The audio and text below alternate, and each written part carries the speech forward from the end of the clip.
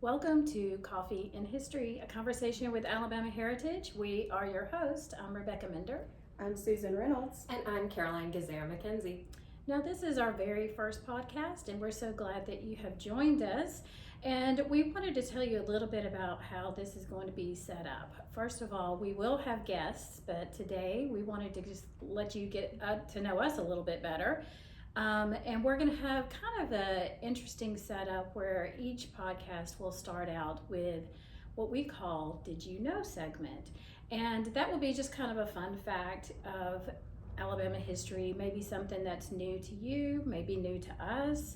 You just never know, and hopefully you'll learn something from that. And then afterwards, we would have a guest that would come in and join us and have a nice conversation about what they're working on or what they've contributed to our magazine, Alabama Heritage Magazine, or different projects that they might be involved in. And then after that, we're going to have another segment that's called Before You Go. And so we'll do a little bit more of that later, but that'll be a little fun segment to kind of take us away for the rest of the day. So today we were going to talk a little bit about a new fun fact. And so Susan, I think, had something that she wanted to talk to us about. Absolutely. So, Caroline, Yeah, what you drinking over there? obviously it is my iced vanilla coffee. Well, good, because I got something else that's going to give you the shivers. Ooh. And our today's. Hey, Caroline, what Yeah. you drinking? I'm drinking an iced vanilla coffee. Well, that's good, because I've got a story that's going to give you the shivers in our Did You Know section today. Lay it on me. All right. Have you ever heard of the legend of Huggin' Molly? No, I have not. So let's go into this. Who was Hug and Molly? So we don't really know, but in Abbeville, Alabama, which is an awesome place Rebecca and I have been to before. Love that town. It's so cute, and there is a restaurant called Huggin' Molly's as well, where you can get a real fountain soda. Yeah, I mean, they have the greatest food. Cherry vanilla Coke is on point. Can we take a field trip now? I mean, all of our field trips are based around food. Let's This is just true. be It honest. is very true. We Absolutely. plan accordingly. But if you do go to Huggin' Molly's restaurant, you need to know why it's named Huggin' Molly's, and it's after this legend. So apparently at night, there is this very tall woman who goes around the town searching for victims, usually children, and she squeezes them so hard, hence the hugging part. She hugs them to death? She hugs them while screaming in their ears.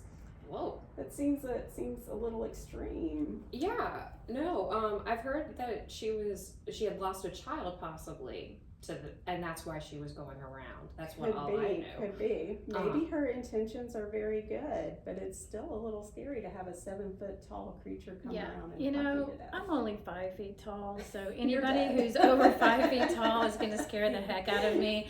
So if a 7-foot woman came around and tried to hug me, I'm not sure how I'm going to respond to Yeah, that. no, that would be very intimidating, especially as a tiny child. Totally. And then I think Rebecca had been mentioning that she possibly had been walking or haunting the street that she was murdered on. Was she murdered? I'm not sure. That part of the legend, I don't know. And I think that's what's so great is it is a legend. It's like nobody knows. Everybody's going to have their own interpretation, but I think everybody who grew up in Abbeville has heard the story. I just think they've heard different variations of the story, so you just never know. And I think that's what makes legends fun because, you know, everybody puts their own little personal twist to it. And then it's probably something very, you know, innocent, like some woman probably, you know, was a widow or whatever, or lost a child and she wanted to hug people, but then it just blew up. Like, it's like those fishing stories. Like, I went fishing and I caught a fish this big, and then next thing you know, it's like an 8-foot long,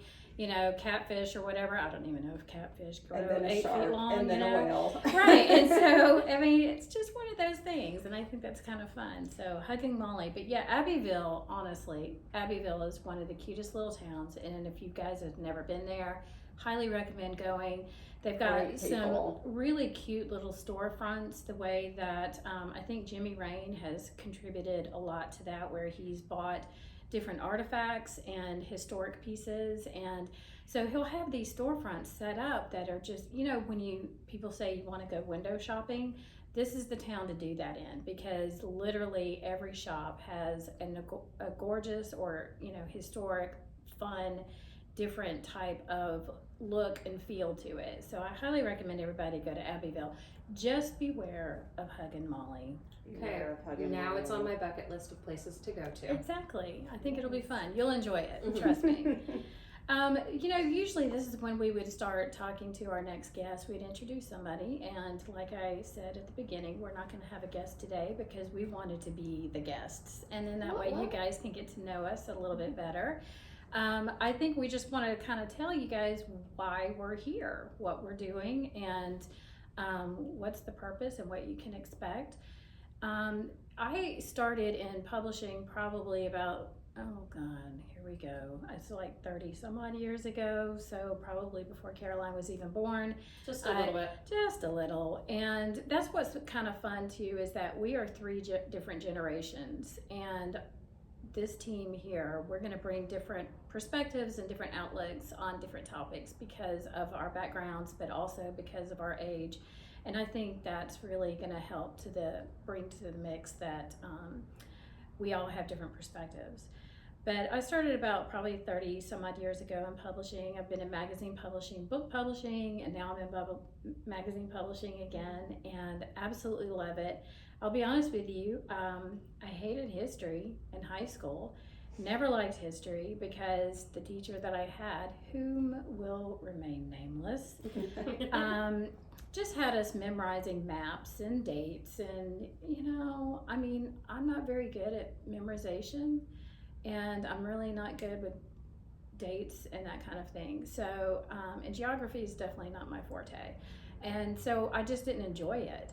And it was only when I got older that I started realizing that history is just a bunch of stories. I mean, really, it's stories about people, places, events. So instead of just memorizing those places and the dates, that events occurred, you learn the story about it.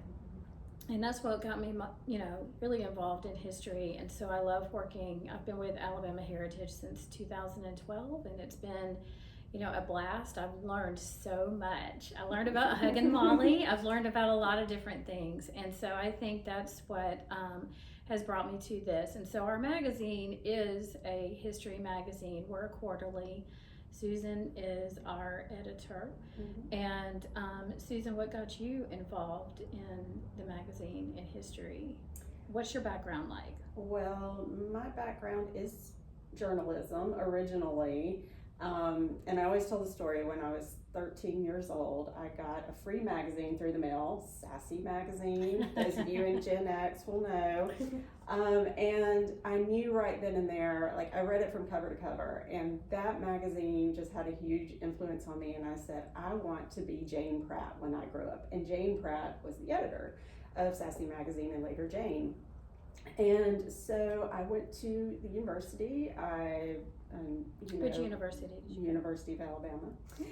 And I majored in journalism and Spanish, and I went directly to work for Southern Living magazine for a while.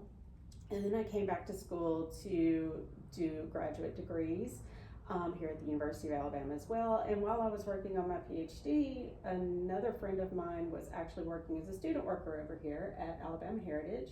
And she said, hey, we need a little bit extra help right now. And that was in 2008. So I started as a student worker then, and I've been here ever since. And I guess full-time official started in 2011. Nice. So yeah, it was great. And I too was not really a history person. I loved the stories. I loved the history that my mom told me. She's a big history buff. But she was exciting about it. But I too had those teachers in high school. I was not fortunate enough to have a really, really engaging history teacher. That did not come till later when I was at the university. So that was fun. But yeah, I've enjoyed it. I learned something new every time. I love our authors. It's been great. Yeah. I think it's really good that, as adults, we figured out it is really about the stories of It people. is. And that's what we try to do with the magazine. So the magazine, we're always telling stories, and we make it more engaging and so, something that people can be, interested in, and stuff that they want to talk to about with their friends. And one of the ways that we've always been able to help promote the magazine is through our social media and our website. And we now have a czar of social media with Caroline. And Caroline, how long have you been with us now? Officially 2.5 years. Okay. It doesn't even feel like it's been that long, but it feels like yesterday I was just hired. Did you ever think you would work for a history magazine? Not a history magazine per se, but I did know I wanted to work in magazines, although I was a sports journalism major in college at the University of Alabama. So I thought I was going to become the next Olympic reporter. Olympics. Yes, Wow. I wanted. So because I speak 4 languages, I wanted to possibly use those, put them to work. Now, And- wait, hold on. What 4 languages can you speak? English, Japanese, Turkish, and Italian. Wow. Yes. There you go. We're taking her on our big field trips. Look, we need to get her to translate the magazine so we can have big international market. True. That'd be great. I could do it probably mostly in Japanese and Italian. My Turkish is a little iffy right That's now. okay. That's okay. But I thought I could put those languages to good use with my work. Obviously, that I didn't go that route. And I found my first job was at the Tuscaloosa News here. I was a copy editor. Fell in love with writing and editing, and somehow or another just kind of fell into different opportunities that got me to here. And my story getting here obviously is really, Oh my gosh. really fun. Y'all, it's like you just never know how a job is going to land, and you just never know how you're going to find the right person for that job. I mean, I've had some interesting, stories. Honestly, almost every job that I've had was created for me, and it's just kind of weird because it's like my most interesting story is that I actually got a job at a publishing house because I met a guy at a bar. I mean, someone said, hey, he works at this publishing house. We should bring him our resume. So I did, and next thing I know, I got a job. So your position here is kind of similar. Tell that Yes. story. So in May of 2022, I was attending our campus, the University of Alabama campus-wide communicators annual meeting before the classes end. And we were at the Gorgas house just kind of having a barbecue, getting to know other communicators. And I happened to meet Megan York of Alabama Public Radio. Now, Whom we love, by yes. the way.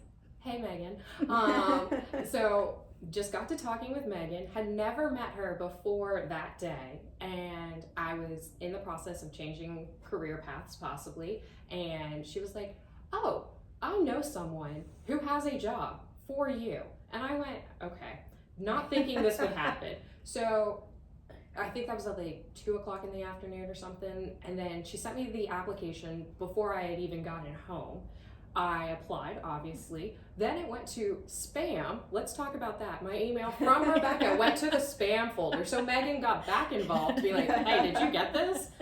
Yeah, thanks, spam folder. And within a week after applying, I was offered the job. And we're so glad that you're here. And they let me interview them. So, yes, I don't take jobs without doing my due diligence. Yeah, that was kind of fun because we did an interview over Zoom, and we knew she was going to be perfect. And then she said, yeah, but I think I want to come into the office and see what the vibe is like. And I was like, oh my God, that's a generational comment right there. And I was like, okay, being the oldest and she's the youngest, I was like, sure, why not? Come on in, you can see us. And I was like, what am I going to wear that day? What is she looking for? What do I need to say? Because I want her to be happy here. Let's make sure there's a plant in her office, No, it wasn't even that. It was, I'm a firm believer you don't fully know the job over Zoom. I agree. agree. I wanted to make sure I had a great feeling, but I didn't want to commit and then it not be what you want from me or vice versa. Yeah. And then I got to meet them. And how can you say no to these 2 women? Well, actually, I can say no very easily. There's to a them. lot of people who say no to us. But working with them, this has been one of my best opportunities. We're hoping nobody says no to us if we invite them to be on this podcast, but you never know because, But yeah, that's how I found my way to Alabama Heritage. But I've been in Alabama since 2012 when I came to school at the University of Alabama. So you Nice. have been with Alabama Heritage as long as I've been in Alabama. Yeah, I think it's great. I think we've all got some really good, interesting, obviously we all three have magazine experience, so that helps with what we're doing. But I think, starting this new venture with a podcast, we all listen to podcasts, and I think, maybe just even knowing that that's one way that we can reach new people and reach different audiences that we haven't been able to reach through the print magazine or through social media, because you just want to be able to tell those stories. And we have a lot of authors who write for us, and Susan, you can attest to this, that there's a word limit as to what you could put in the magazine. I mean, most features have how many words to it? Maybe 3,000 to 4,000 words. Yeah, and so there's so much left out. Yeah, and then this is a great way that we can add like bonus material, some things that Caroline already does to put on the website. But if we have the authors who have written the stories, we can talk to them about some of the research that they did or some of the fun, interesting facts that they were, that they had to leave out because of the limitations of print. And so that's one of the reasons why we wanted to do this podcast as well, is to try to bring all of that information to our followers, to our viewers, to our listeners, to our readers, and to get them, as much information as possible, but then also to make it a little bit more interesting and engaging, because reading is one thing. People love to hear podcasts though, and I tell you, some of the podcasts that I listen to are usually about serial killers and crime and drama and things like that, and that's what I listen to when I'm working out at the gym. So I don't know if that's if we're going to have too much murder on our podcast. We might have some true crime. Hey, murder sells. Just saying. That's true. I mean, I do Scary. listen to it, and I think that's funny. I've seen the memes where people will say, I'm just going to go listen to a murder podcast just to relax before I go to bed, but it's true. I mean, a lot of us do that, and I don't know why. What does that say about us as human beings? But there was a study out recently, and it wasn't saying something good. That's for sure. A study about listening to murder podcasts? Well, about, watching true crime and such. Yeah. To relax, specifically. I wonder if that, came about more with the with people bringing cameras into the courtroom like they did with the Menendez brothers, and then with O.J. Simpson. Yeah, so I'm wondering because that is almost like a soap opera. Mm-hmm. If you watch those, because everybody has their own personality and they're all doing different things.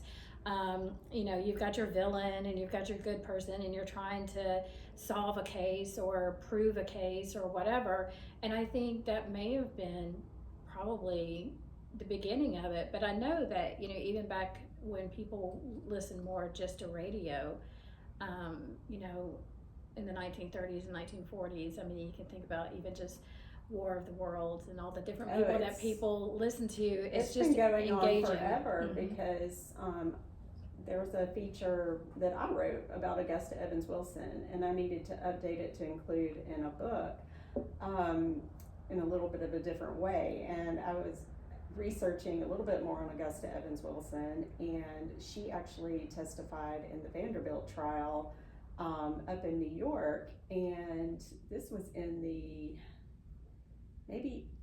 I'm going to mess this date up, but let's just say late mid-19th century that she was doing this, maybe even a little later than that, but still 19th century. And the reporters, verbatim, had her testimony in the newspaper, everything. So people are always covering these things. Yeah, people are fascinated. And we have people, like some of those most popular pieces that, Caroline has put on social media and on our website have been about mysteries and crimes that have happened in the state of Alabama. We went viral in the first 2 weeks of me being hired on Reddit for the story about the giggling granny, Nanny Doss, who, she took out lots of her grandchildren. Yeah. It's a crazy story, but it was something Rebecca had posted years ago that apparently just got some traction again, and then I got a text from a friend who was like, "Hey, did you post this on Reddit?" And I went, "No, not yet." And so yeah, that's how. But the Torso Slayer is also an Alabama true crime, which was featured on BuzzFeed. Like, we've got some very interesting true crime stuff And on. just quirky stories in general. Yeah, But can we just go back to that? You called her a giggling granny, and then we have Huggin' Molly. So what is it about these crazy women that have these cute names? I mean, they sound like somebody you would like to. Huggin' Molly sounds like a sweet person, but really she's going to scare the hell out of you. So And then you have giggling granny, and she sounds like she would be somebody jovial that makes the best biscuits in town, but instead she's No. going to kill her grandkids. I mean, what is up with these nicknames? So she actually was giggling per the police report when they arrested her about the murders. And it wasn't just one or two grandchildren, it was, I think, upwards of 8. Oh, Wow. And she claimed the life insurance on one of them. That's how people started getting suspicious. Obviously, back during the Dust Bowl, early childhood death was not uncommon. So people weren't paying attention until there was Oh my God. one too many times. But she was laughing and giggling when That's she was sad. Arrested. That's really sad. That is really, really wrong. Yes, I it can't- is. But still, I just can't get past the point that we're giving them these cute names. It's I mean, just they're part of it. But It's we cute also, names. all It was different. a media thing. Yeah. Because you would report, I don't know about with Huggin' Molly, but giggling granny, it was just a way, I think, to grab headlines, and then it just sticks. Whatever's catchy, Yeah. because that would. Kind of sick when you think about it. It is. Because there's It all really different is. types of crime throughout the Sure. country, and we have nicknames for all of those different crimes. So yeah. Wow. That's Okay. dark. Well, let's go let's to just something light. let's just say that in our magazine we do talk about crime and drama. we also and talk mystery. about really fun things Yes. and pleasant stories. Yes. We are Look, well-rounded. I'm just gonna magazine. say, if you've never read our magazine, you should check it out. We're at all the Barnes and Noble and Books a Millions throughout the state of Alabama, but you can also go to our website at alabamaheritage.com and check out the latest issue or subscribe to our magazine. It also makes a great gift. I'm just saying. But we do cover a lot of different topics, and Caroline's been really good to get some of the sample articles on our website, so that way you can, read for free and see what you like, and then decide to subscribe if you want to. And we'd love to have you as a subscriber. So that's my little plug for the moment.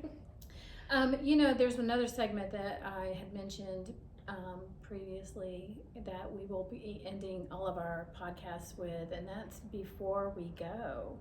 So before we go, Caroline, I know Yes. there's a few questions that we're going to ask our guests, and we thought that we would ask each other some of these questions. Why make them be victims? We could go ahead and do it ourselves, and that way we could just, if we're going to be mean to somebody, we might as well be mean to each other. But they're not mean questions. They're just fun, interesting, something different. Mhm. So before we go, Caroline, do you have any questions you would like to ask one of us? I'm going to ask Susan. Ooh. Because We're going to start with Susan. Susan really talked about She's the middle child, by the Abbeville way. and just went into detail. So Susan, what would be your favorite hidden gem in Alabama? You've gone all over the state, and as the non-local, I want to know. Me. You're the hidden gem. I love Yes, she is. I'm just kidding. I attest to that. She is. There are so many places that are hidden gems, but honestly, like my new favorite place is the place we just went to, which was the Museum of Wonder. Mm-hmm. That was so much fun when we went to Phoenix City down that way. Yeah, it's in Seal, Alabama, and it is really cool because there's a lot of interesting art there that's all created by artist Butch Anthony. Awesome. And it's a drive-through, but you really do need to get out of your car. You need to get out of your car Yeah. and walk it because there's just so much to see, And even on the it's first amazing. walk through, you miss miss so it. much, so You you miss have to it. walk back on the other side. it was very overwhelming but wonderful. Yeah, Yes. it's fascinating. Museum of Wonder by Butch Anthony in Seal, Alabama. Okay, so that is Absolutely. Susan's hidden gem. That's my hidden gem. So I'm gonna ask Rebecca a Oh gosh, question now. here we go. Rebecca is. Wait, I need to take a drink for Oh, this. okay. It is water. It is water, people. It is. It is. Yeah. So Rebecca is our resident music lover, Oh God. and so I want to know, what is the song that you never get tired of hearing? Oh, wow. I'd have to think about that one because that's a really hard question. It is a hard question. I mean, because I really do have an eclectic taste in music, and we have gone to a lot of concerts lately. I mean, like in the last couple of years, we've gone to see Pink Martini. We saw Elvis Costello. We saw Kiss. Who else did we see? We saw Billie Eilish, Morrissey, Green Day. Green Day. Yeah, I've seen a lot. So, Didn't you go to Pearl Jam as well? Yeah, we saw Pearl Jam twice. Okay, we can change the question to, what was your first concert you went to? Okay, that's an easy one. Elvis. Aw. And not Elvis Costello, it was Elvis Presley. So I saw Elvis Presley twice when I was a kid. He came to Tuscaloosa, Alabama, and my mom got tickets and took me to both shows. And I think the first one maybe was 71, and the next one was 74. Back when he went to Memorial Coliseum? It is Memorial Coliseum, and I can't remember the exact dates, but it was in the 70s, and I was really little. And I do remember specifically my mom, like one show, we were on the very back top row, and my mom lifted me up. So, because everybody was standing up, and of course, if I'm short now, I was really short then. And so she lifted me up so I could stand on the back of the seat in front of me to see over everybody. And we were behind the stage. And that was back when, they sold seats all the way around the Coliseum. Mm-hmm. And now for shows, they don't sell in the back if you can't see. Well, you could see him, but he was always facing forward. And so whenever he would turn around and look in our direction, everybody would scream. Ah! I mean, it was just so crazy. I mean, that kind of level of excitement at such a young age, yeah. I knew that then that I was going to be a concert goer. Mm-hmm. And so that was just phenomenal. So seeing Elvis Presley twice when I was under the age of 10. Well, I can clear up the second date for you. Okay. The second date was in 1976. Okay. And it was the night after I was born. Yes. Aww. So did your parents go to the show? Is that why you were born? When you were born? Because your mom was so excited? No. But the next night, a friend of mine in high school, her mom gave birth to her the night of the concert. She actually went into labor at the concert. Oh my gosh. Mm-hmm. That's crazy. Mm-hmm. Oh, I do. Roll Tide. Roll Tide. That's the most. I also remember a lady in the front outside the building when we were leaving. There was a lady who was holding one of his scarves, and it was white. I remember this very specifically because he used to take his sweat drained scarf and he would throw it into the crowd. And she caught it, and so I was like, oh my God, is that Elvis's scarf? And she said, yes. And she's like, you want to touch it? And I was like, yes. And so I grabbed it, and I wiped it on my cheek, and I was like, oh, it's Elvis's DNA. I'm sure, although I'm sure I did not say DNA when I was a kid, but still, it was Elvis, Aww. And I told my mom I was never going to wash my face ever again, but that is such a Rebecca story. I have totally washed my face since then, just so everybody knows. That's good. Very proud of you. Well, Caroline, let me ask you a question. Oh, Lord. Let's see. What do you think is probably your biggest fear? So I think my biggest fear would be becoming a failure as a mom. I think that's my newest one. Girl, everybody has that. Look, I got that's my five kids. newest one. 5 kids. I know you're not gonna just feel like you're gonna be a failure. You're gonna be a failure, and it's all and it's okay. So It all works out in the wash. The kids turn out fine. Nobody Like, dies. You'll be good. as long as I am not the main reason that she's in therapy, I feel like I've done all right. So that would be my biggest one. Spiders, because I'm absolutely terrified. Spiders. And then getting hit by a car again, because the first time was Oh. I'm good. I did it once. I got my scars, but that I don't want to go through ever again. Oh That's my worst goodness. fear. Yeah, I don't think I want to be hit by a car either. But we do joke about that here at the office. And then we would always say, well, if I got hit by a bus, would somebody know how to do my job if something ever happened? And then we hired Caroline and we said that. And she said, well, you know, I was hit by a car. And I was like, oh my God, I guess we can't say that anymore. So, okay, so now we just say, well, if I die. If I fake die, that's what we're going Or with. if I fake died, can you do my job? Can you fill in what for me while I'm out until I get replaced? So I Yeah, mean, but- but you survived. You're Yeah, here. You lived to tell the tale. And I had a kid afterwards. All of it. See, it all worked out. But yeah, so those are like my 3 big ones, I think. Nice, Mhm. Yeah. nice. I think I'm pretty scared of spiders too. I agree with that. Susan, so we learned that Caroline can speak 4 languages. Mhm. Can you speak any other languages besides English? I used to speak Spanish very well, but I can read Spanish and French. Okay. Is there another language that you would like to master? Sign language. You know, y'all, I actually learned sign language when I was in 8th grade because I did move away. Born and raised in Tuscaloosa, Alabama, but then I did move away to North Carolina for a year, Georgia for 2 years. When I was in North Carolina, we lived in a small town called Morganton, North Carolina. There's really nothing there except for the furniture industry. And we had a school for the deaf and blind. Mm-hmm. And pretty much everybody in that town, when you're in school, you learn how to do sign language because, like, there was this Pizza Hut across the street from the school that we would go to. I mean, the town was so small, it was really one of the few places to eat. That maybe a Hardee's. I think that was it.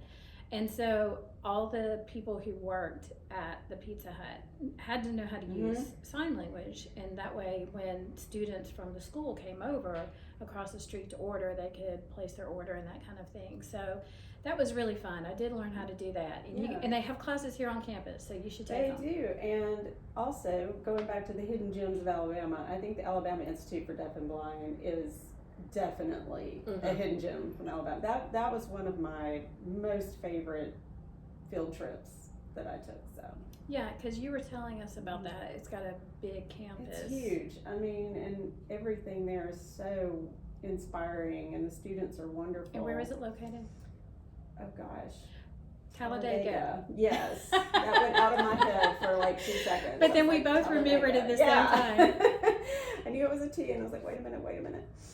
Well, that's great, yeah, because Yeah. I haven't been there, and I know we did an article on them, and there's a lot of things that I would like to learn more about them. I agree. I'd like to learn more. Yeah, Definitely. so that's the other thing too, is that our magazine, we like to do field trips, and every once in a while we'll go to places that may be written about other people. Mhm. And so, like, that's, I think, Susan, a lot of people don't realize we don't write for the magazine. Correct. We actually hire people to do that We for do. us. We do. And because we have other people doing the writing for us, we like to actually go and explore the state and do field trips to find out, more about what has been Right. published in the magazine. Because I think that's good for us educationally, but then, it's also good to get out of the office every once in a while. So that's a good field Yeah. trip for us to take. Yeah, and quite often it opens up opportunities for new stories when we travel as well. Exactly. Because you don't, it's like with Caroline finding her job. You network with people, you find Yes. out their stories. You find out stories that maybe would never be told otherwise. Exactly. Mhm. Exactly.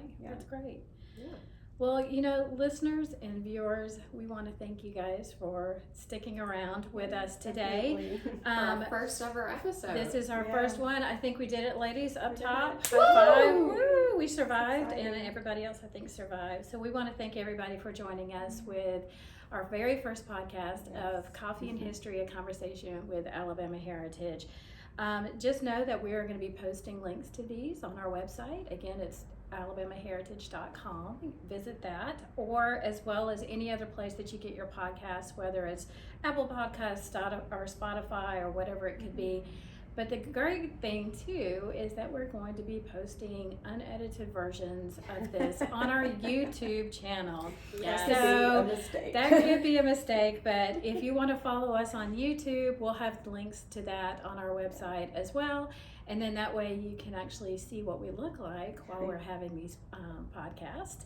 And we want to give a special shout out to the good folks at Alabama Public Radio who are helping us with this podcast. We have Megan York, who has been working with us diligently to try to get this up and running. And we also have Robert Briscoe, who is the greatest person on earth when it comes to editing Yes, this sure. podcast to make us sound halfway decent. So we appreciate Alabama Public Radio and all their great efforts to get us up and running. And we hope that you guys listening to us, you join in and follow us. And we're going to have more podcast episodes later. And then we'll have some great guests coming up, and just listen out. But for now, I think I need more coffee. Definitely. And bring your coffee next time. Yes. Thanks. Yep. Thanks for coming. Bye, folks. Bye. Bye.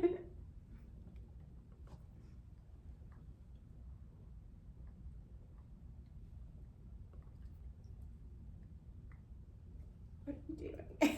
I'm trying to stop the video. Do you want me to click Okay, it? my ears hurt, so I have to like take my ear thing. Why is it still, I don't think. is it done? I can click it. It's Is- still going though. Is it still filming? Yeah. Stop it.